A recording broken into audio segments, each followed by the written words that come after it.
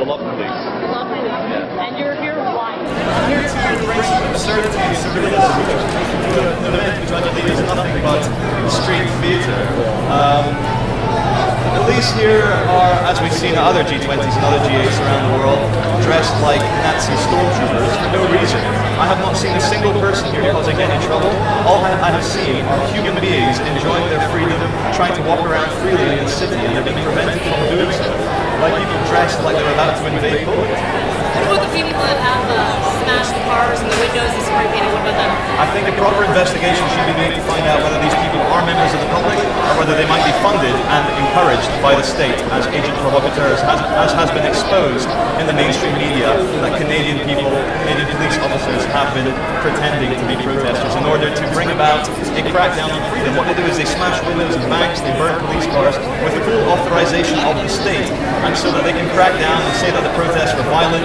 They can justify extra constraints on civil liberties and also personal freedom.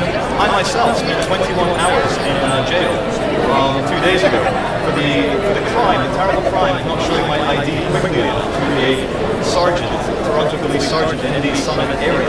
I tried to reason with him, and he handcuffed me straight away, and I then had meetings with 4 detectives trying to establish what kind of violent anarchist I am. By the name of my organization, the Love Police, are manifestos to lower fear and raise love, so it's very unlikely that I'll be involved in any anarchist activity. Now you said one of the things you were saying in the megaphone was that the police are victims just like you.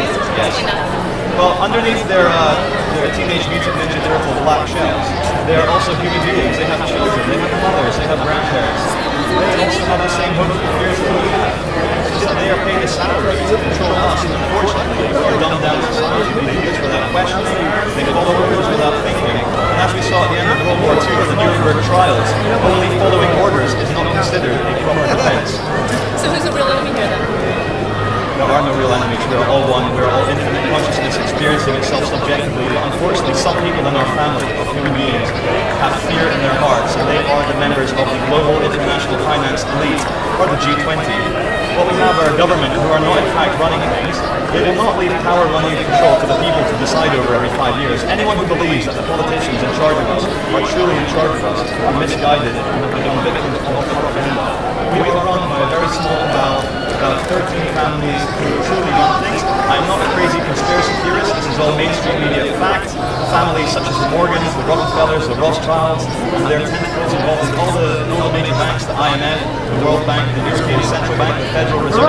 This is all documented history, so I'm just here to spread a bit of love and truth and humor to an event which can sometimes get quite nasty. I'm taking the spelling. Take $1 billion and convert themselves into death squad. And Veitch is Veitch, Victor Echo India Tango Charlie Hotel. And your organization again?